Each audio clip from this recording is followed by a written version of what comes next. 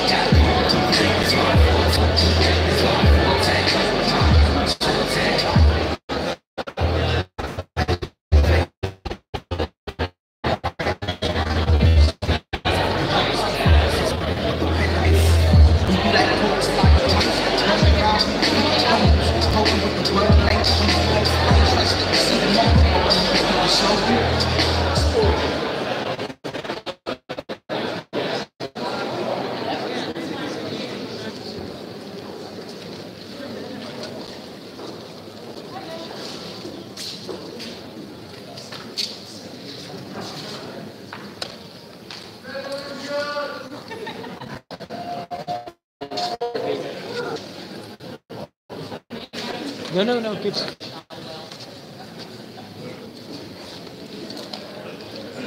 We're waiting for the sound.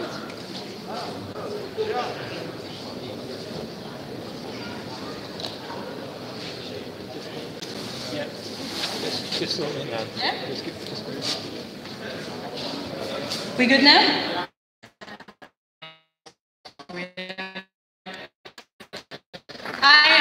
Hi everyone, good evening. So many of you here, first with all the thanks. Thanks to the World Transformed for hosting this session. Thanks to all of you for choosing it, as opposed to any of the other sessions, which are also great. And obviously thanks to our panelists who have joined us this evening. My name is Elena. I represent Another Europe is Possible. And this is how tonight is supposed to go. We will hear from our 4 speakers. They will give us roughly about 10 minutes on the topic. And the topic is, what should Labour's Brexit policy be? You can appreciate this is a much bigger discussion than an hour and 15 minutes, well, no, an hour and 45 minutes can allow for, but we'll give it our best. And after we've heard from our speakers, we will take questions from the floor. And the first thing I'm going to start with is I'm going to introduce myself and Another Europe. Now, hopefully, quite a few of you will know Another Europe is Possible as an organization, but I need to go through the spiel anyways. Another Europe is Possible was founded as a radical campaigning organization in the lead up to the EU referendum in 2016. The goal was to campaign for Remain, but on a progressive internationalist platform, making the case about staying in Europe to transform Europe. And we did pretty well, but obviously didn't win. But we've kept going since then. Tonight is not necessarily about Another Europe's position. Tonight is very much a debate. And we love a good debate. We do that regularly on our podcast. We do that with authors. But what we do want to see is respectful and comradely debate. I'm sure you will appreciate we're joined by people of all walks of life, representing a variety of views, and that's great. Representing also a variety of experience in terms of politics and Labour Party and all the rest of it. The World Transformed and the events hosted here are very much a learning opportunity, so we would like to see participation from everyone at all levels, but we also want that participation to be respectful. So keep it nice. And let's go through the speakers. We will first hear from Mary Caldo, a professor of global governance at the LSE. We will then take Paul Mason, a journalist, an author, and a general pain in the butt for the right.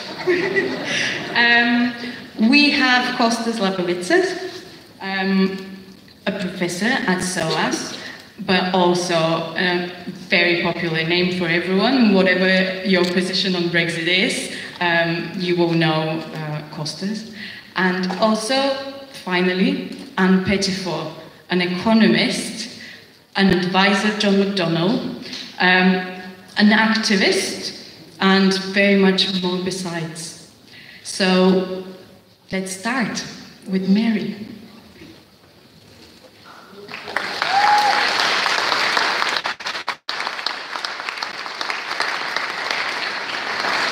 Well, it's amazing to see such a wonderful audience here today to discuss what is such an important issue and is really going to be, I think, the issue of the conference. I have the feeling that if Brexit goes ahead, we will look back on this time as a moment of terrifying global irresponsibility. It will be war, only not war. The implications were felt in the Middle East. In this case, the implications will affect us directly. On the other hand, if we were able to reverse Brexit, I really believe its allies across Europe and to transform the European Union and actually to tackle the crisis that we're currently going through. So in my 8 to 10 minutes, that there's no good Brexit. We especially know that after Salzburg. After Salzburg, we know that the only choice is either between a very soft Brexit, which wouldn't be too bad economically, but would leave us unable to influence the rules, or a hard Brexit. And a hard Brexit would be, I think, a disaster. It would be a victory for the hard right. It would have terrible economic consequences. It would lead to a combination of deregulation and racism. It would mean the breakup of Britain, a united Ireland, an independent Scotland, maybe even renewed warfare in Ireland. It would turn England into a paradise for arms dealers, frackers, and people who like chlorinated chicken. On the other hand, as I said, I think a soft Brexit is highly problematic because the EU is at the moment dominated by neoliberal policies, and we would have to accept those neoliberal policies without having a possibility to change them. And that's why the only possible Brexit position is to stay in Brexit and to try and stay in the European Union and to try and transform it. And by the way, I mean, after Salzburg, John McDonnell said we're still going to go ahead and we're going to somehow have a good Brexit. Is he in fantasy land? What is that good Brexit going to be? I think we're living through a global crisis. It's not just a crisis in this country. And crime and of opportunity. I mean, we're seeing the rise of right-wing populism and authoritarianism in the United States, in Russia, in China, in India, and of course inside in parts of the European Union, in Hungary, Poland, and Italy, and Austria. We have a responsibility to confront that. And how do we confront it? What's the problem? And I think the problem is that we live in a global, interconnected world, and the only way we tackle the problems that we face in the global, interconnected world is through, like the European Union. There are big corporations. If we want to regulate and tax them, we can only do it at a European or global level. If we want to control financial speculation, if we want to reverse climate change, none of these things we can do on our own. We can only do through cooperation and through an institution like the EU. And of course it's true that the EU is a neoliberal institution. By the way, so is Britain. Are we talking about wanting to leave Britain?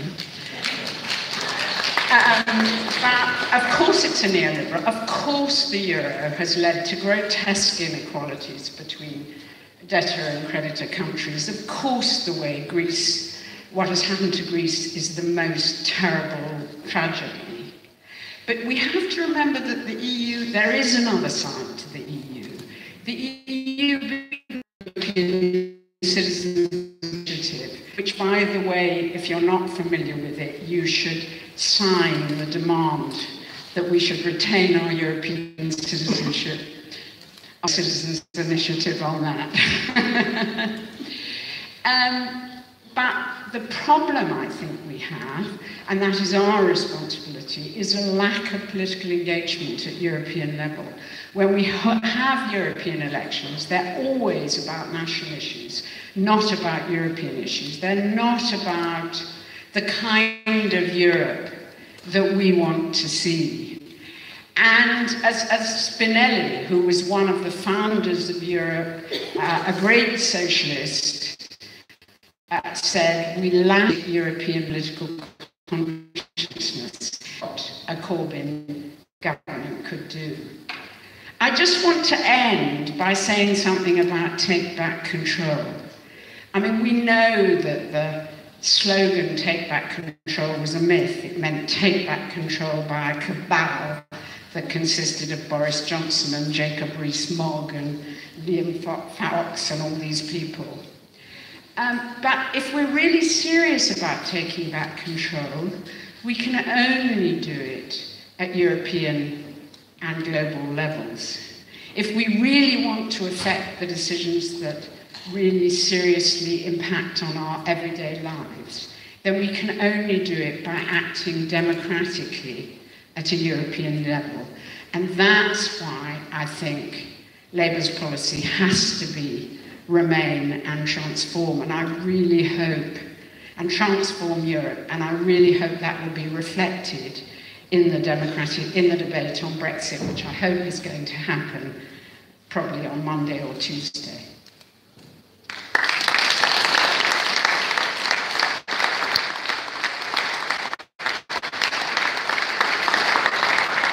Well, we'll find out soon enough tomorrow, I believe.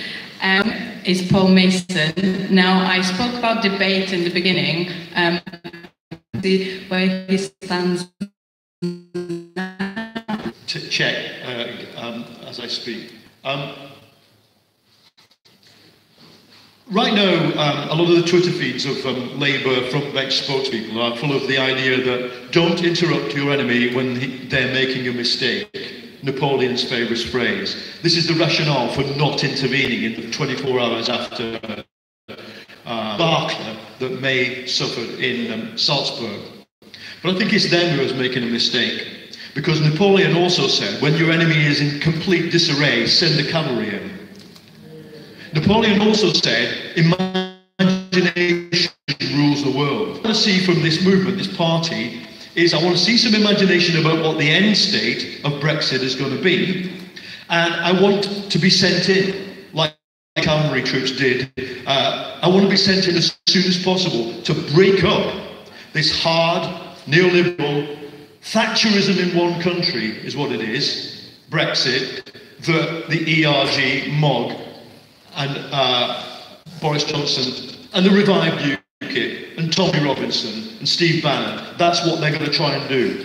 Now, that's the concrete threat we face. We're in the tent camp, Joe Arpaio's jail. It was 114 degrees off food. The men were forced to wear pink underwear to humiliate them. But I'll tell you what Joe Arpaio never did. He never managed to plaster Phoenix, Arizona. Joe Arpaio had a 7-mile-long fence on the Arizona border with Mexico, not a 30-foot-high one like the European Union has in Ceuta and the Morocco. And eventually, Joe Arpaio was on trial and convicted. What by? The American federal state. Of course, Trump pardoned him, but Arpaio was reined in by the rule of law. Nothing is reigning in Viktor Orban in Hungary. Nothing reigning in Italy. Nothing will stop migrants having to tear their hands on the 30-foot-high razor fence at Ceuta and Melilla. And another thing, there was never any Nazi marches through Phoenix, Arizona, or not large ones. American Nazi marches are 120, 300 people, not 10,000. Like we're getting in Cambridge of the absence of rule of law, and let's understand why. The European Union was created, or became created, through the Maastricht and Lisbon treaties as a rule-free space for corporations. Between national sovereignty, which is weakened, and transnational sovereignty, which is never imposed. And they loved it, as long as that just meant, incidentally, another example. Delaware is the closest America comes to a tax haven. It's got very loose business regulation. There is no American and Ireland. We are living in a continent that has become a free space for business interest. And they liked it as long as it was only that. But now it's a real free space for fascism. Now, how do we stop it? I think fair enough. Look, if you have an individual principle that you must have remain, and if Britain leaves, you'll fight for the rest of your life to rejoin Europe, to reform it, that's fine as an individual, but a political party has to have a strategy aimed at governance. And 17 million people, the reason we're leaving is because 17 million Brits don't want to be part of Europe.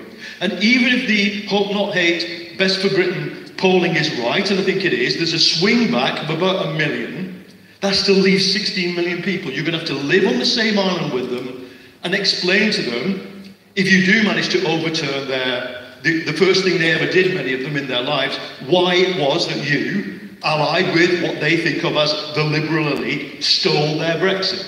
And I don't want to do that. So that's why I support what the leadership has done of Labour till now. That is, it's refrained from spelling out an end state. It's spelled out a series of red lines against which we judge what the Tories do. And it's taken the British population through a process of what in business is called learning by doing. You thought it would be easy. They told you it would be easy, but it's not easy. In fact, it's terrible. We're getting completely turned over in places like Salzburg and events like Salzburg. They told you there would be no economic hit, but in fact it's between 2.5% of GDP to 10% or more with a no deal. And we take people through. But my frustration right now with Labour's policy is that things have begun to change. And I'll tell you what the two things that made me alter my position are. The first one was Trump. Because look, I voted Remain through gritted teeth after going through the experience of Greece, going through the experience of reporting what the European Union actually does to left-wing governments.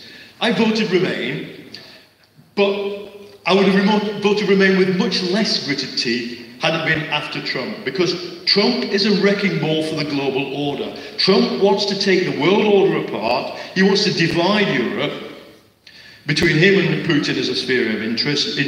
And I think that once we understand that the election of Trump signals the beginning of the end of globalization, and that globalization was a civil war with the Tory party. And so yes, I want to bring that government down. I want a general election in which we, Labour, go to that general election and say, against the people in the People's Vote campaign and the FBPE crowd who say, oh well, possible on any but the political forces in Parliament or by Scotland, Northern Ireland and Wales, which we always a little bit tend to forget and disagree with. At least it's possible to bring down May. Kind of Brexit that we haven't quite spelled it out. We need to spell it out. Don't be frightened, I say to John McDonnell and Jeremy Corbyn, to spell out a Norway-style deal, what? Backed up by the promise of, not the fantasy about, the promise of a second referendum to ratify it once we've done the deal. Because then what does that do? It allows us to go on the doorstep. And I went on the doorstep only in places where we lost. So don't come campaigning with me in the next election. But what I found was that the only thing that allowed us to speak to the harassed, impoverished, self-employed, plumber, brickie, etc., above poverty, but not far. The only thing that they wanted to know first was Brexit. I'm afraid that was the entree. Yes, was the entree. It still will be, I'm afraid, in many ways. Above all, because of this thing, one of my comrades I interviewed last week for an article, she said, look, on the day of the Brexit referendum, I knew we were going to lose, a left Remainer like me, I knew we were going to lose in Newport, in Gwent, South Wales, when people started asking, why is it a pencil that you vote with? She said, I knew then most of them never voted. And if we take that away from them, then just calculate what the response is going to be. Norway Plus and the offer of a people's vote, let's just spell out why all other routes to a people's vote, apart from general election, are fantasy. There's no majority, lots of Labour backbenchers from the north of England won't go anywhere near it, above all because the person who has chosen to make it his life's work to associate his name and halo with it, Chuka Umunna, not the most popular of our MPs. We can't get it through this parliament. We need a different parliament. And so I think then, general election, clear offer, people's vote as the backstop brings what? And I think this is what I said on Newsnight last night. As May moves towards the free trade agreement, the Canada-style free trade agreement, incidentally, if it's Johnson who takes over, he will do it and tell the Republic of Ireland to get lost. They'll just cancel a part of the Anglo-Irish agreement. They'll just say, well, we said there'd be no border, but there's a border. What are you going to do about it? We're Britain. That, if they move towards that, the way is open for us as Labour to make, and this is a generated word, an offer that allows us, lefties, troublemakers, pains in the arse to capitalists as we are, to make an offer to capitalism. We will save your bacon. We will keep us close to the European Union, close to the single market, in a customs union, and I would argue all the other things.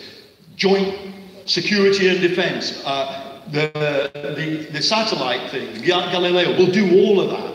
I think Labour could put itself in a hegemonic position, but it does involve compromise. And to finish, it does involve thinking like a politician. What I think too many of the people who spend their entire lives, really trolling me on Twitter, haven't worked out is that politics is not about what you believe, it's about what you seek to effect.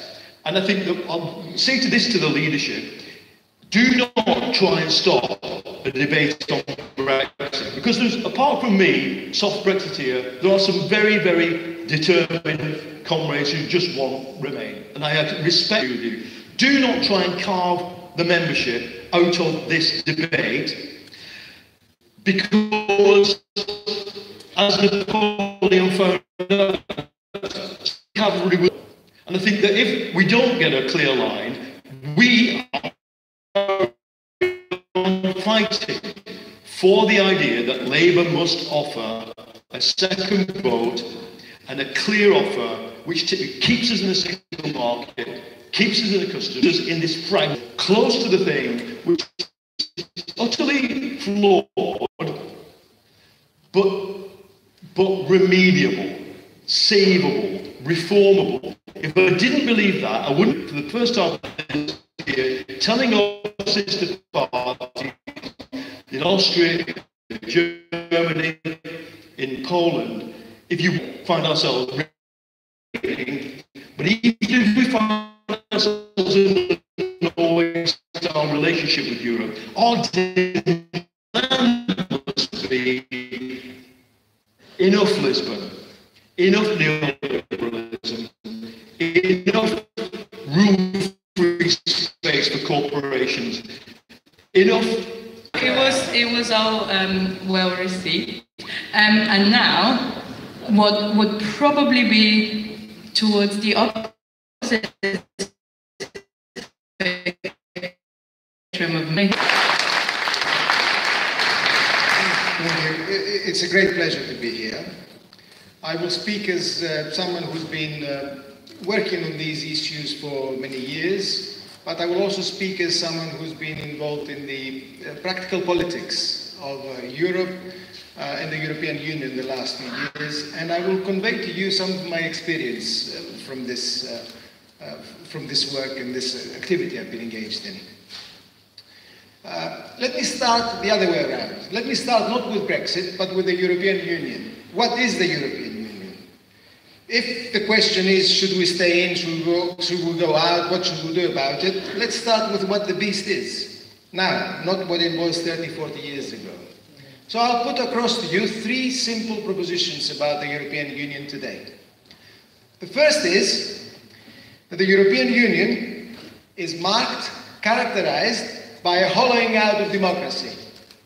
Democracy has completely hollowed out in the European Union. Liberal democracy doesn't work. And that goes together with the decline of popular sovereignty across the European Union, because popular sovereignty and democracy go together. I can make it simple for you, I can make it straightforward.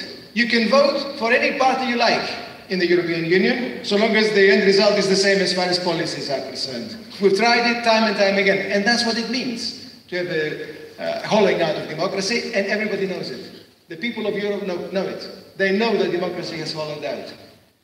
That's the first proposition. Second proposition, the European Union today is basically an entrenched, institutionalized neoliberal machine. He has become neoliberal to the core. He has established a range of institutions.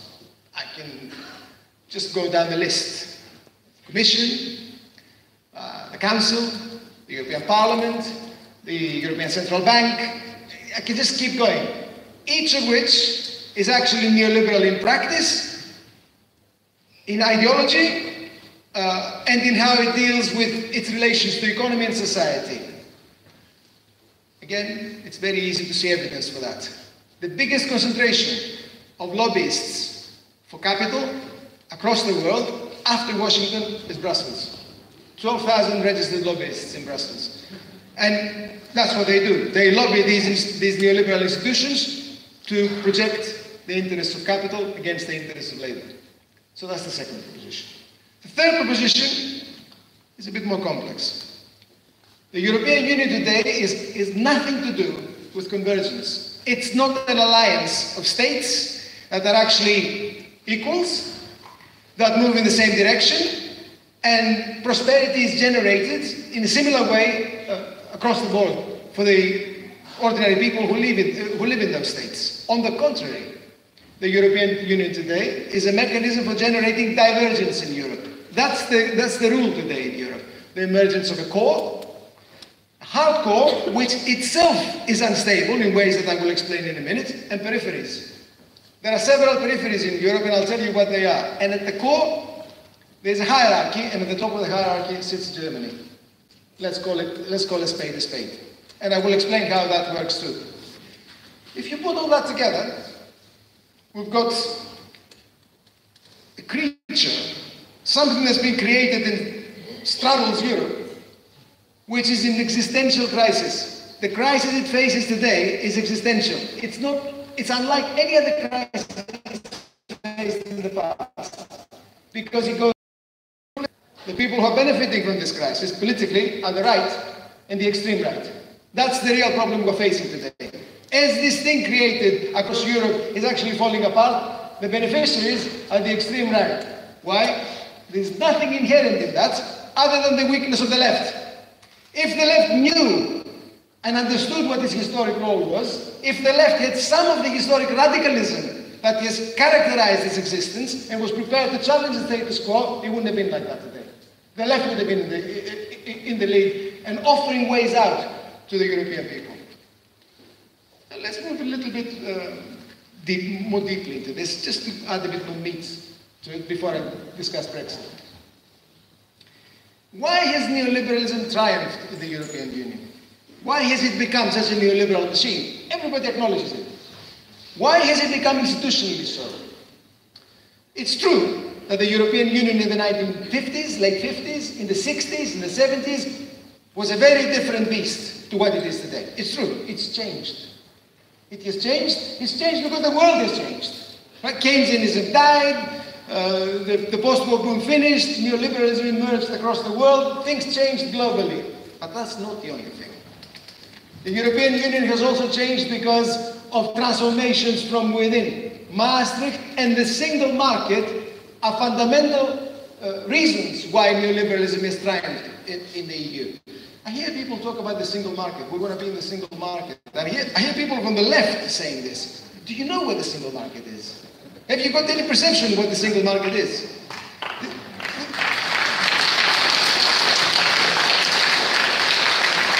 The single market is a machine, a mechanism for neoliberalism. The four freedoms so-called freedoms, freedom of capital, goods, services, and people, are freedoms the way capital understands them.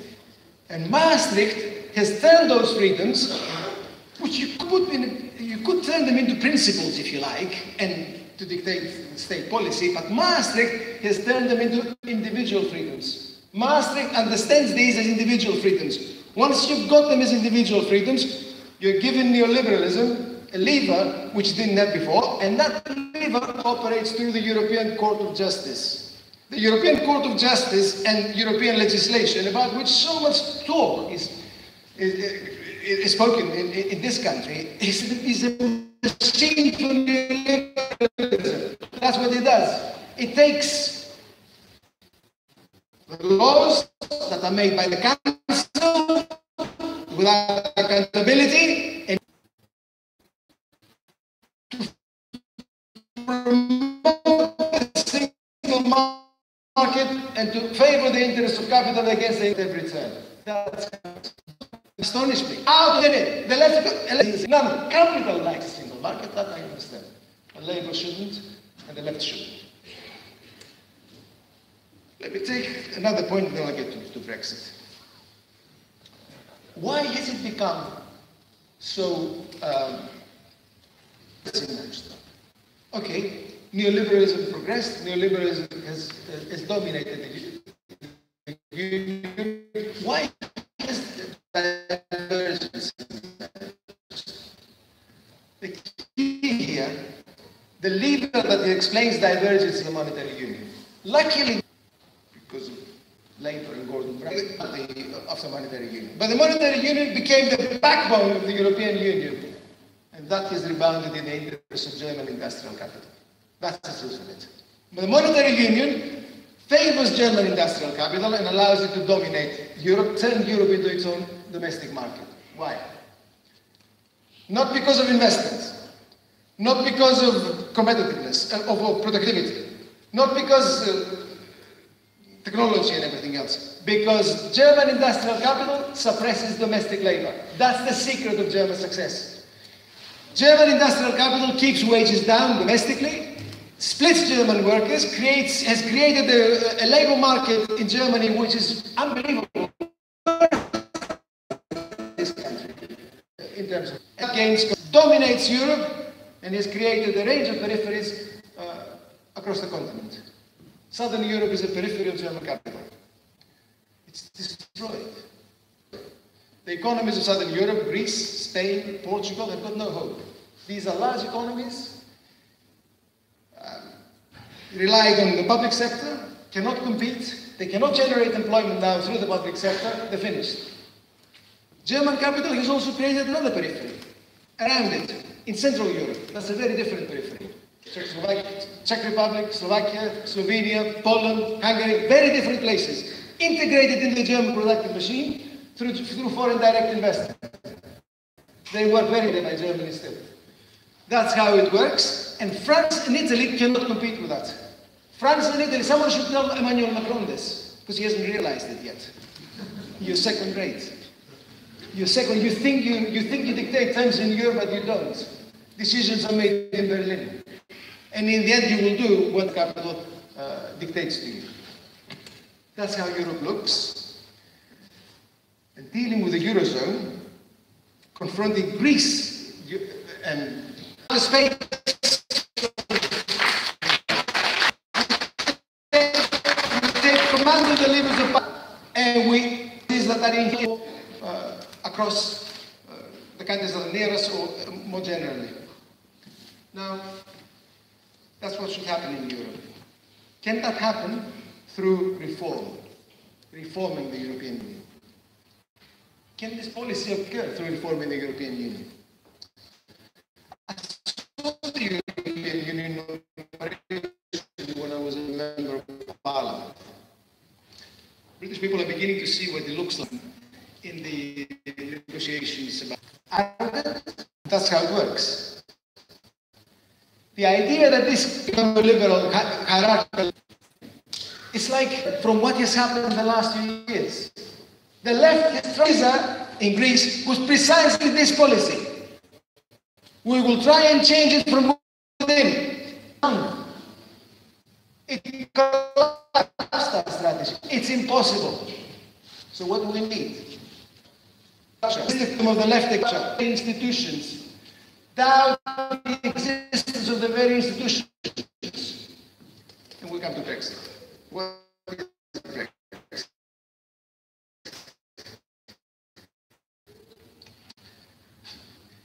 I'm surprised, actually. I was on the evening of Brexit. And I was surrounded by these people who were certain Remain would win. Just wait. Just wait for the result. Don't be so certain. Well, the British working class, whatever you might say about it, whichever way, God knows what has been said about it, decided to say, that's basically decided to say, it was the concentrated anger of so many years, right? It was the concentrated frustration of so many years that found the opportunity to express itself because the ruling class was. No. It wasn't describing itself in any way. What should we do about it now? Should we say go back? Have another referendum?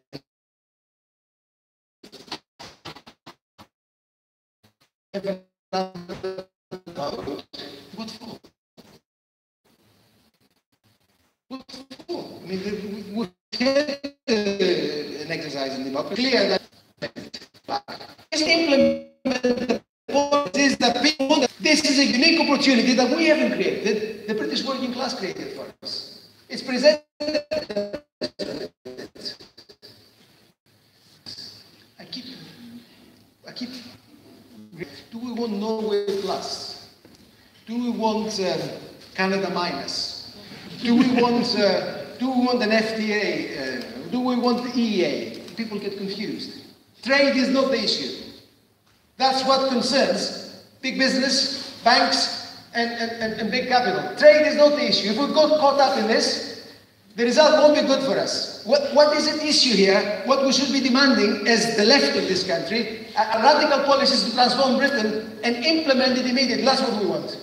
We want to use Brexit for precisely the things that we have been able to do so far and we are not able to do in the European Union. Nationalisation. Nationalise the banks and have public banking. Lift austerity. Industrial strategy and industrial policy. Redistribution of income. And so on. I can reel a whole list. Most of these things are impossible to do in the European Union for the reasons that I've explained, and not in the way that Labour wants to do them. It's impossible. Don't let anyone tell you that you can do these things in the European Union. You will have this creature that I've described for you bearing down your neck and telling you you can't do it. That's what should happen. That's what we should look across. And then, as a radical government, I hope a radical left Labour government, we will be able to negotiate a deal with the European Union. We want a deal. Yes, on how to relate with them and how to trade with them, of course. Because you will always be there. We're going to trade with the European Union. But first, the radical transformation in this country. And on this basis, a deal with Europe.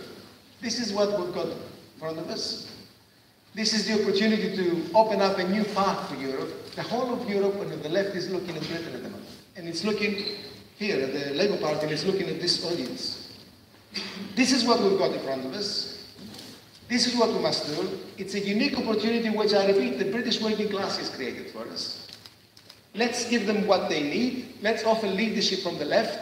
And let's go for the radicalism of the left that many people on the continent and in this country have forgotten it ever existed. Let's rediscover it. And let's transform society and Europe ahead. Thank you.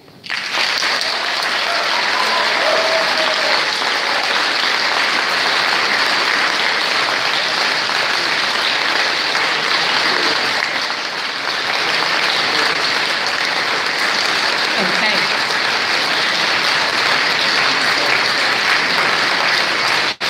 Thanks for that, Kostas. Now I want to give her due time, but I'm also quite conscious that we're moving ahead, and we do want to take some questions from the floor as well. So the chaps can have 20 minutes, but the girls can't.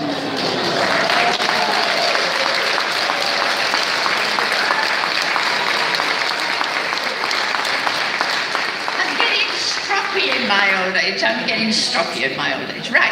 I have to first of all establish my anti-European credentials.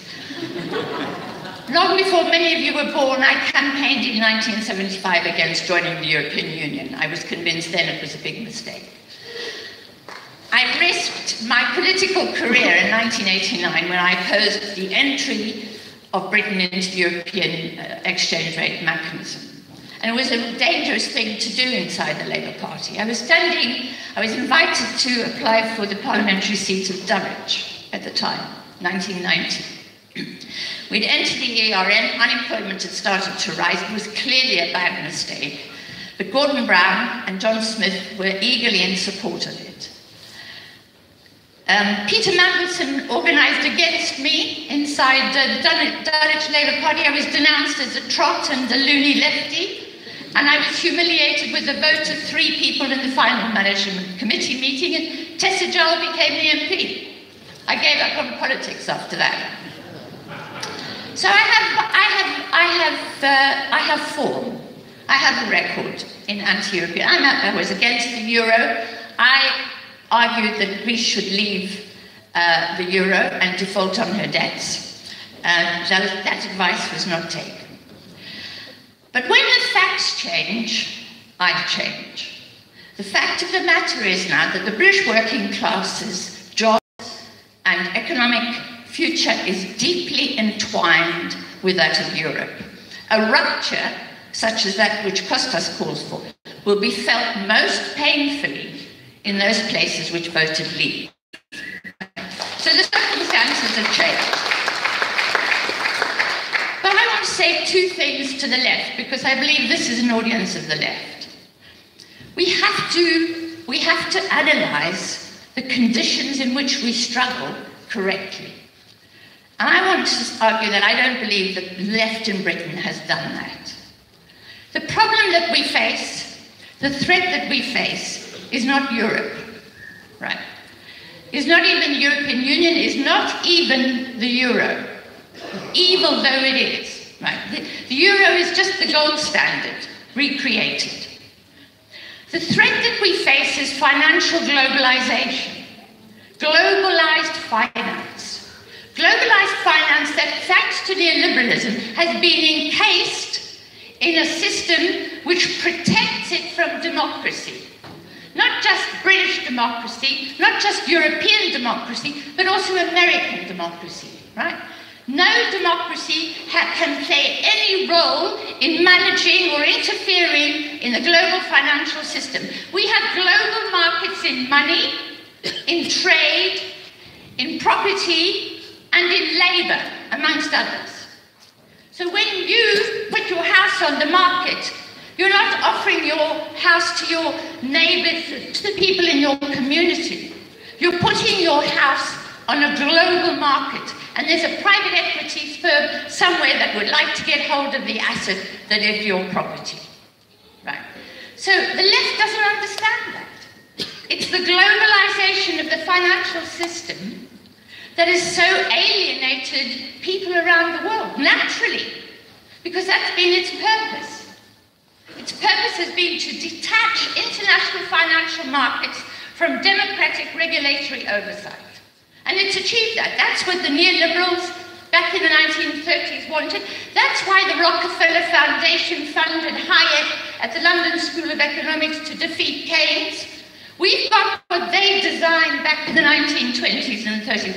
That is the threat that we face, is financial globalization. It's not European, it's not British, it's global, right?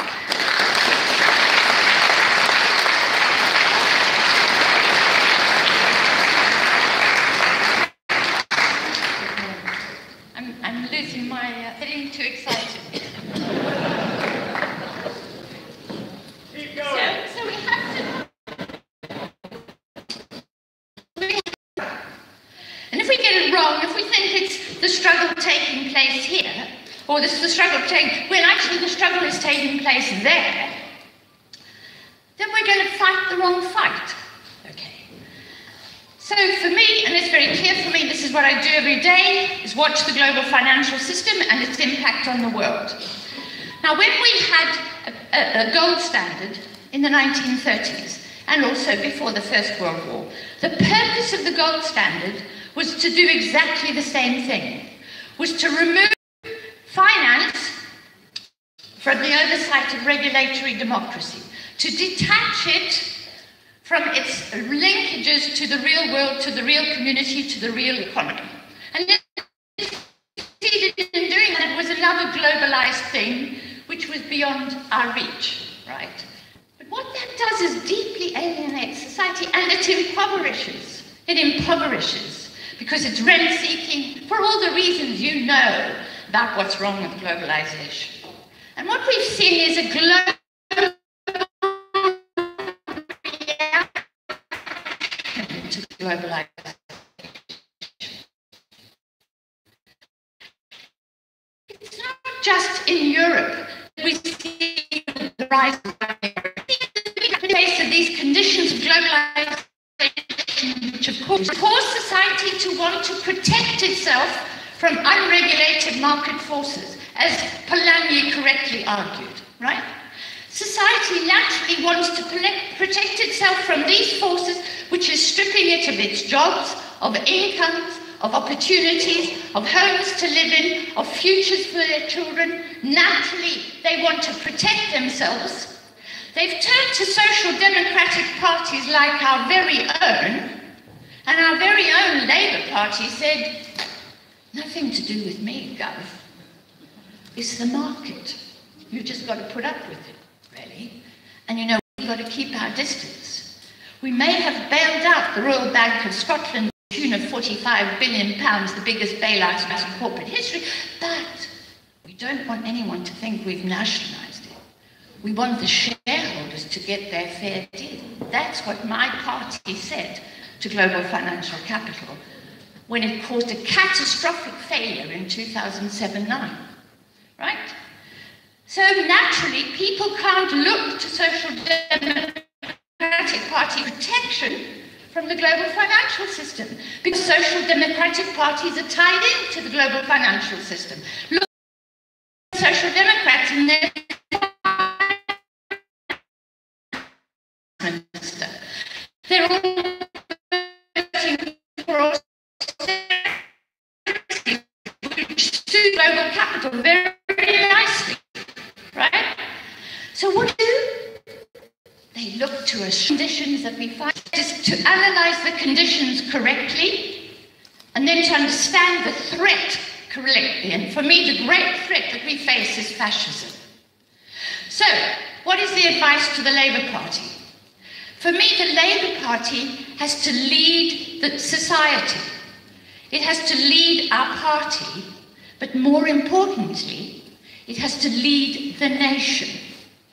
I can't bear all this talk about the opinion polls say that people voted Brexit and they want Brexit. That's what Peter Mandelson and Tony Blair used to tell us. Don't do any politics, they'd say. Just go around reading the polls and then do what the polls tell you to do. Go and have a focus meeting and decide then what to do. Leadership, right? The left, in order to exercise leadership, has to lead the people into a progressive future, right? Mr. Farage will lead them into a regressive future, into fascism. So will Mr. Trump. The role of the left is to lead the people as a whole into a progressive future. That's what I want the Labour Party to do, is to lead the nation, to divide the Tories, and to bring into the Labour Party movement a much wider swathe of people.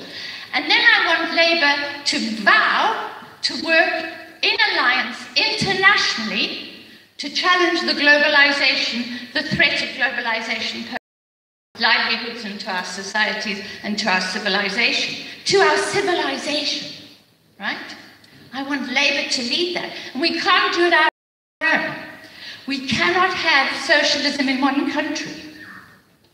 So we're already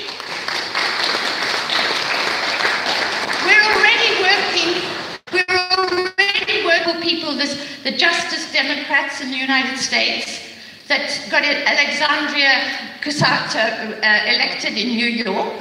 We're working with left-wing socialists in Europe. We need to talk to those who are restless about what's happened to social democratic parties in Europe. We have to build international alliances to challenge its financial formation. Transformation isn't just of Europe. Europe is a mini version of the global version. Europe is a mini version of globalized finance designed and constructed by the British government. It was the British Treasury that designed the euro. The Maastricht Treaty owes a great deal to Anglo-American economic theory, right? We fought against, those who wanted to keep local governments' services in-house in Europe. We fought to force them to marketize their services. We fought against European traditions and culture in order to make them more of an Anglo-American culture and more of an Anglo-American financial system. So we are responsible for the kind of globalization that we see across Europe. So in Europe we have something called four freedoms. The freedom of money to move where it will. That is the freedom. That's exactly what global finance wants. I find the four freedoms of Europe to be obscene. They remind me of Roosevelt's four freedoms. Roosevelt's four freedoms: the freedom of speech, the freedom to worship, a freedom from want, and the freedom from fear. Those are true freedoms, really. Capital mobility is not a freedom, right? It's an imposition on society. So,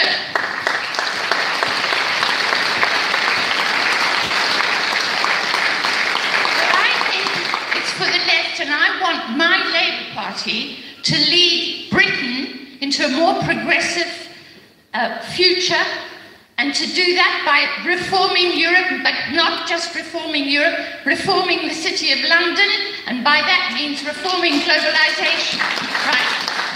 Not just reforming, but restructuring and revolutionising, if you like. We've got to do that. That's the task that we face. If we then decide we're going to instead focus on this bit of Europe and fall out with our partners in Europe, we are losing our way, we'll lose our direction, and I fear we'll lose a general election too. Thank you.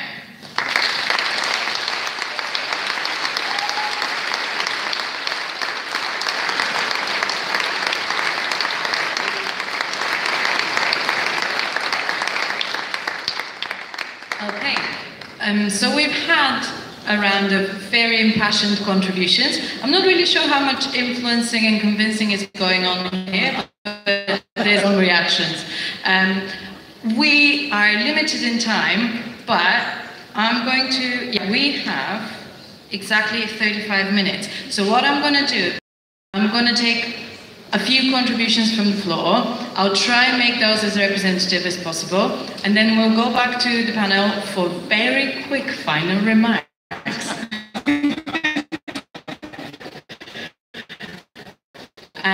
First, track top. My question is to Costas. Do you think that the rest of the panel is suffering from romanticism when it comes to Europe and the liberal order, where they sort of fetishize capitalism in that it can be good, and that even Donald Trump is actually still not even different from Obama, because he is exactly basically the same in material policies as every other American president, and also that the fact that America has never really been a force for good, and capitalism can never be a force for good. So how can we get socialism inside a capitalist structure? And it seems you were the only person who was actually sort of talking about hard class, dialectical, actual basis of socialist things. So yes, thank you. All right. The woman that has the side plate. Yes, yes. Hi. I want to comment on the question that Anne raised about correctly analysing the situation in which we find ourselves. Nobody, I'm assuming nobody in this room, wants to talk about the virtues of the European capitalist project, okay? That's not what we're interested in. I wouldn't disagree with all of your criticisms, Costas, of the European Union. I think we're kind of, we're agreed. It's a capitalist club for the bosses. We live in a bunch of capitalist countries in Europe. Europe was created by the governments of Europe, who are neoliberal governments. The only way we're going to change it, we can't change it with one country. What we need is a united movement of workers across Europe, of a rise in the kind of ascendancy of socialist parties. And in that sense, of course, we can recreate Europe in any way we want to. The fact is, half the people in this room think we can remake capitalism globally into a socialist international system where we can live better as human beings. Europe is not unreformable. That's a ridiculous suggestion that there's nothing we can do about the European Union. But in terms of analysing our playing field, this has never been about the left remaking Europe, okay? We're not talking about having a Labour government that's trying to make nationalisations, being stopped by Europe, and then fighting Europe to be able to do that and leaving on a socialist platform, on a socialist Brexit. This has always been a project of the Tories, of the Little Englanders, of the anti-migrants. And what I'm sorry I haven't heard enough of from the platform is about what impact Brexit is going to have on migrant workers in the UK and across Europe. The impact when a racist project succeeds in Britain on the racists across Europe is going to be huge. I understand John McDonnell being scared of the rise of xenophobia if we go back to a people's vote. I'm scared of what's going to happen with the rise of xenophobia if Brexit goes through basically unchallenged and ushered in by every major political party in Britain. What is that going to do for the confidence of the EDL, of Tommy Robertson, of Nigel Farage, of the right wing of the Conservative Party? It's an absolute disaster. And when it comes to it, and my European brothers and sisters are being deported after Brexit, I know what side I'm going to be on. I'm going to be on their side, against Brexit. And I'll take the gentleman in front.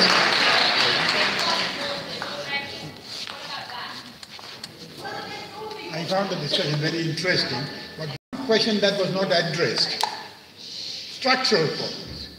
Marx foresaw that, and he said capitalism has an inherent tendency to make the rich richer and the poor poorer. And that has been manifested throughout the last 40 years. And the poor have become even poorer. So what we need to do is have a strategy to overcome that. And the idea of socialism in a single country or Europe, why is Europe so special? Why shouldn't we have an international, global perspective? Why don't we relate to the slave labor in Bangladesh, India, China, and so on? And involve those workers in our struggle. That's very important. That's why I find Costa rather interesting. We don't have an answer to structural problems. Well, some people immediately become international, only in terms of Europe. When you talk about migrants, you only talk about European migrants. The worst victims of the immigration policy, as you saw in the Caribbean case, are black workers, Asian workers. Nobody talks about them because they don't have our own skin color. Exclude me that. This is the problem. We need to address structural problems. We need to tell working class people, this is how we are going to act. And there Costa is right. We can't be too pragmatic. We say that we can't give £40 billion to the bank and then they lend it to us at exorbitant rates of interest. Poor people who save their money with the banks get 1%, they are lucky. And if you go and borrow the same money, sometimes they want 18% interest. And we must tell them that this is robbery, and we cannot have it. We want a banking system that serves the interest, and the only way that will serve the interest of people is to nationalize them. So I tell you, it's not something that we need, is return to socialist values. Thank you.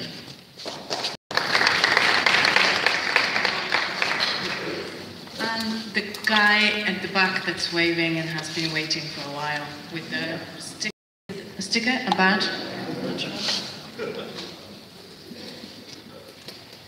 Thank you very much. Anne Pettifor has said that the threat we face is fascism, and it's certainly the case that across Europe we've seen a dramatic rise in support for extreme right fascist parties. The only countries where you could say we've not seen that has been in Britain, where we've seen a collapse of the UKIP vote, the eclipse of the UKIP vote. We've seen, Tommy Robinson trying to put together a far-right street movement, which we must take seriously, which we must oppose. But what we've also seen, of course, in Europe is the collapse of the socialist and social democratic votes. In the last French presidential elections, the French Socialist Party polled 6%. A recent opinion poll gave it 4%. In Germany, the AfD has overtaken the Social Democratic Party. It is nonsense to suggest that by remaining inside the European Union, we are doing anything to oppose fascism. We need to show that you can rebuild socialist values, socialist ideas and socialist policies by breaking from the EU. Because if we don't, we're going to go to hell in a handcart very, very quickly. And I think, we need to take the extremely serious analysis that Anne is drawing attention to about the growth of fascism, but look at it with clear eyes. This is not something that has been caused by the Brexit vote. In fact, if anything, we have the opportunity to show an alternative to people who feel left behind in this country by putting left-wing socialist policies into action. I see a lot of hands, but what I don't see is any women putting their hand up. Where? I don't see it. Oh, yeah. Sorry. The lady with the yellow. Hello. First of all, to introduce a shout that was sort of half implied that by eroding the rights of the EU citizens, by raising electrified fences and borders within EU nation states, we are boosting the rights of non-EU migrants. We are not opposing, comrades, Fortress Europe by eroding the right of the EU citizens. We do exactly the opposite. Because what we are arguing as socialists is for a social leveling up, and that takes place in the workplace, that takes place in environmental rights, that takes place in consumer rights, and the same applies with migrant rights. If I tell you that as a woman, I'm not 20% underpaid, but the men are 20% overpaid, and therefore we should reduce the wages of the men to enforce gender equality, you are taking to me, you are talking nonsense. Therefore, by ending freedom of movement for EU citizens, we are not definitely boosting the rights of non-EU migrants. We are not getting rid of detention centers, we are not getting rid of deportation, we are not getting rid of the pledge of the anti-immigration, anti-terrorist bill, which I agree that they are racialized and they affect the intersectional, marginalized sections, but they are not going to be boosted by boosting the narrative and the post-truth rise that the problem in society is the migrants, the foreigners, the others. My second point I would like to make very quickly is on the Greek issue. As a Greek myself and a former of Syriza, as Kostas Lapavista, we stake with Greece between Greece versus the Eurozone or Greece versus the EU. It was the Greek working class alongside the European working class against the Greek national ruling class and the Greek European working class. The reason Syriza imploded and capitulated wasn't because it didn't choose a short drachma road to socialism, was because Syriza underestimated the ferocity of the class struggle. It wasn't because his program was unrealistic. His program was a moderate, Euro-Keynesian, a moderately redistributed social democratic program that boosted by a bold social movement, a pan-European social movement, boosted upon the working class mobilization and militancy that was prominent between 2000 and 2015 could have been implemented. The problem of Syriza was that underestimated this ferocity, closed off, didn't rely more of the agency of the class struggle and try to do deals behind closed doors, and that's where it imploded.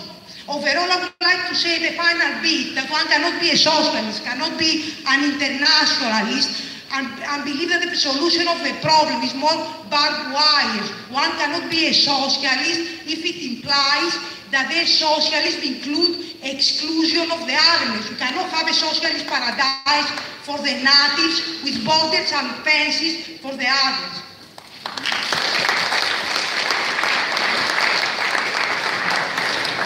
The guy with the grey over there.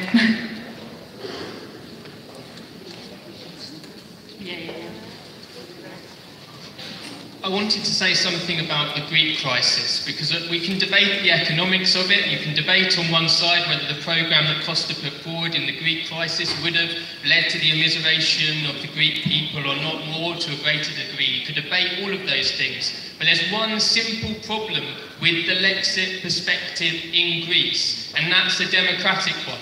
Greek people did not support an exit from the Eurozone, and they certainly didn't support an exit from the European Union. And that meant that Syriza had this huge challenge to try to confront austerity in Europe and respect the will of the Greek people to remain a member of the European Union. But what's more, when we're confronting this austerity movement across Europe, and the rise of the far right, you have to ask yourself, are there many far right parties that support an exit from the European Union? Some of them do, and they're a minority. But the challenge for us and the radical left as we confront this fascist menace is that the far right that is rising across Europe is too intelligent to argue for exit. Instead, of reactionary nation states. And the conclusion of that of reactionary nation states. And the conclusion of that has to be that we need one alliance, which is no, we're not going to let you take over the European Union. We intend to take over the European Union. Okay, well, I'm really sorry I have to cut this now, because otherwise we won't have time for the speakers to make their final remarks. And also more questions, I think, because I'm losing track already. Mary.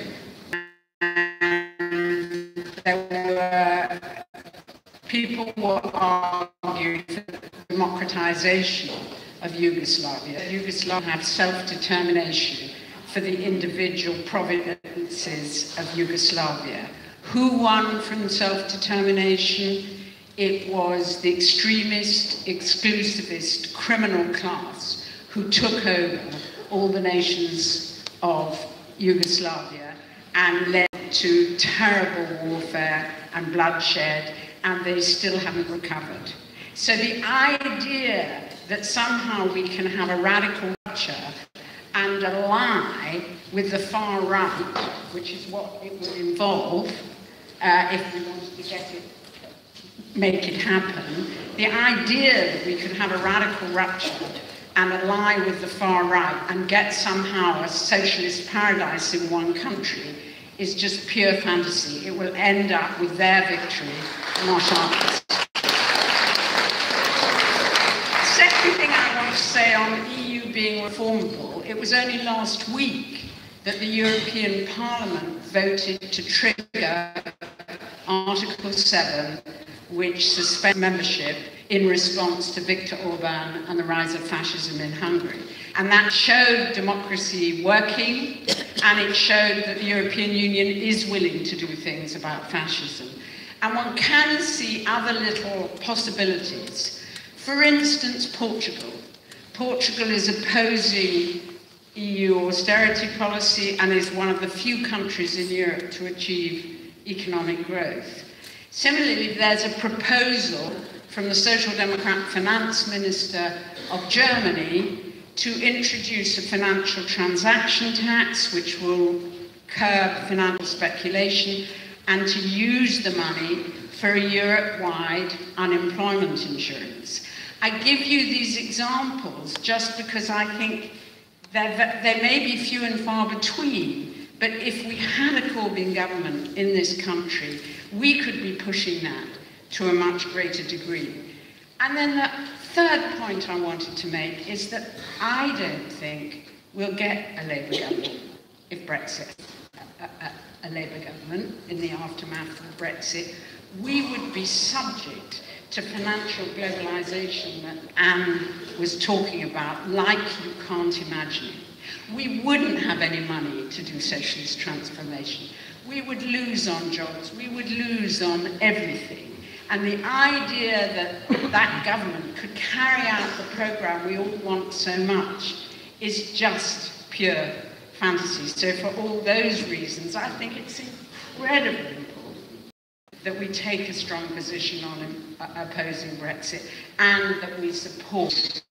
As a concrete issue, when I first met Kostas, it was as a professor of economics at SOAS, who was an expert in financialization. The next minute, he's been elected MP in a quite conservative area in northern Greece, and he's singing his partisan song, and he, like you, he did, and you could end up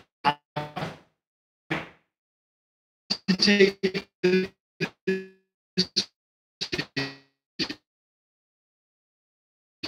always the practical. Okay, the first objection I want to make to the analysis that I've heard is just to talk about fascism, cohesion and guns. And they don't need that to defeat us. What they need is Trump, Salvini, and, you know, Boris Johnson, Rees-Mogg's xenophobic project. That's why I decided, despite the idea of a Lexit being potentially a decent idea, in practice it was never going to happen. On the streets it was driven by xenophobia and hostility to Europe. Now, therefore, what are we left with? We're left with a choice. You could say, I don't believe we'll get any extra votes by saying we're a Remain party, or which it will now be in 6 months' time, Rejoin party, because the Rejoin is not an abstract issue. It's, if you want to rejoin, here's the basis: Lisbon Treaty, yeah, raise a wire on wall in southern Europe. It's the real Europe, not the Europe of your imagination. Brexit is going to happen. It's going to happen because we didn't win the election in 2017. Because we could have taken control, and also we could have been, as a party, the centre of a progressive government that would have pushed us more towards a softer form of relationship with Europe. The end result is, what kind of Brexit is the issue facing people in politics and not theory. The kind of Brexit does not need to be catastrophic. It can be close to Europe, and that, Kostas, is why I'm in favour of the single market, not because I like its rules, because I want Airbus in Broughton in North Wales, and I want all the auto industries in South Wales and the one in Oxford to have a supply chain on the 29th of March. I want the British working class to have factories, what's left of them, to work in. Without some economic relationship to the European single market, we don't get that. That's why we have to kind of own the idea of mitigating the damage to UK economy, and also of having a positive, because does Norway have a negative relationship to Europe? No, it has a positive relationship to Europe. I'll finish on one thing. Don't think this is the worst it's going to get. I've always said if Brexit is the worst we go through, even with Chequers, you know, as you said, sir, you know, the actual UKIP has collapsed because they got what they wanted. You know, the worst it can get is that Trump succeeds. 4.5% growth. Why? National economic policies. Screw you to the rest of the world. Print money and effectively fiscal loosening.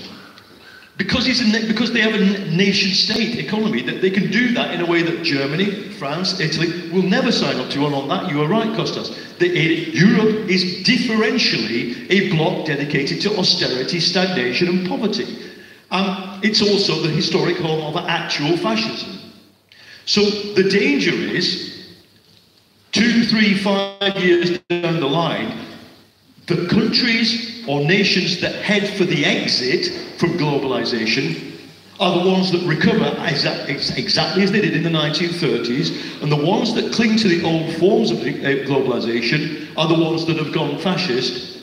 And so it's just the art of practicality for me to own Brexit, to make it as soft as possible, as internationalist as possible, as Norway-like as possible, and then to unite what we can of our voters, 1/3 of our voters still want to leave Europe, unite them around that project with the 2/3 who, of course, they are viscerally opposed to all the xenophobia, but we have to, I would make a plea, if this includes you, you have to be able to understand what it is to go on the doorstep in Bolton, Walsall, Newport, Hartlepool, and say, fuck you, you're ignorant, you were wrong, we've taken it back from you.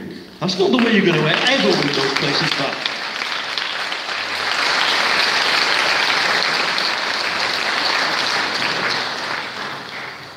I want the left not to be delusional. There is no such thing as a soft. I've been saying this for some moment for the left to be either delusional or passive or, defeatist. It's highly defeatist to sit on your hands and say that you wait for the enemy to fall apart. And I'm not one of those. I think we have to fight for this. We have to win. And look, I know I've been on the doorstep. It's pretty tough on the doorstep. When I meet a racist on the doorstep, I don't say, oh, I believe you are a racist and I'd like to understand how you feel, right? I don't say that. I've never said that, and I would never say that. I stand on the doorstep and have a row with them. Okay? We have a duty to lead people out of, the problem we face isn't because of black people or migrants. Those are the tangible things we can see and we can touch. We can't see the financial system. It's intangible, right? And nor can the people see that. It's for us to show them what is going on. Finance sector can't believe that they must be ruptured. You must be prepared to challenge the institutions, the concentrated power. You must be prepared to challenge, to offer people some alternative way that's realistic and it makes sense in everyday life. That's what we're talking about here. A Brexit that works. We didn't make Brexit. We didn't. It wasn't the left that created Brexit. Brexit was voted upon by working people in this country. It's here. The issue is to turn Brexit into something that is in the interest of working people, not to reverse it. That is something that will never bring anybody to us. That can be done. The Labour Party can do that. A radical government, Labour government can do that, and it can offer hope to British people, it can offer hope to European people, and that is the internationalist way. That is the way in which to create an international movement that will make sense and that will change Europe. Not just words. That's what I've got to say, and I hope we'll see movement in that direction in the months to come. Thank you.